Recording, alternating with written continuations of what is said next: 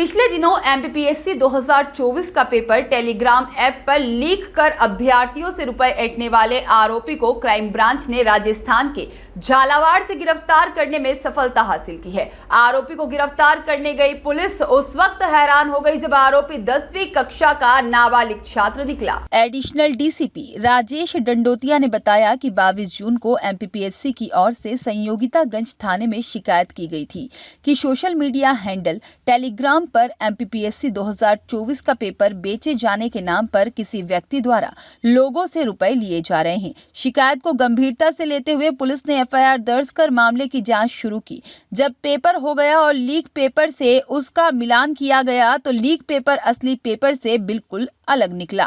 इसके बाद मामले की जांच में जुटी पुलिस टेलीग्राम चैनल के माध्यम से राजस्थान के झालावाड़ पहुंची। यहां आरोपी को पकड़ने के बाद पता चला कि वह नाबालिग है और 10वीं कक्षा का छात्र है।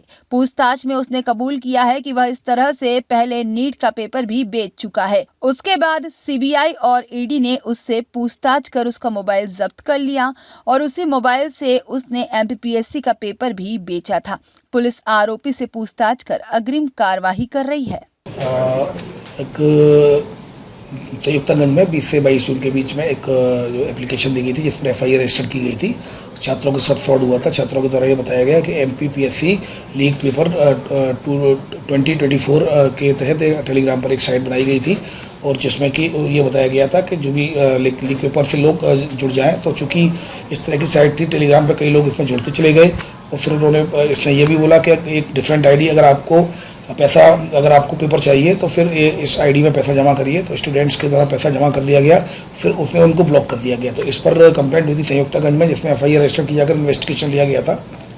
इसमें जब पता किया गया तो जो उसमें जो क्यूआर कोड था जो पेमेंट के लिए, उसमें पेमेंट गेटवे से जानकारी ली गई। जानकारी के आधार पर और मेल और इन सारी चीज़ों की जानकारी लेने पर जो आइडेंटिफिकेशन हुई झालावाड़ में एक नाबालिग स्टूडेंट जो 10वीं क्लास का छात्र है उसके रूप में हुई। जब उससे पूछताछ की गई तो उसके द्वारा एक्सेप्ट कर लिया गया कि उसी के द्वारा ये इस तरह का बनाया गया था। चूँकि उसका मोबाइल जब उससे पूछा गया मोबाइल तो बताया गया कि मोबाइल उसका ऑलरेडी पहले इसने नीट का ही बनाया था जिसमें कि सीबीआई के द्वारा वो जब्त कर लिया गया है। इसके द्वारा ये भी बताया गया था कि उस समय ईडी भी आई थी, तो अभी पूछताछ में उसके द्वारा एक्सेप्ट भी कर लिया गया है।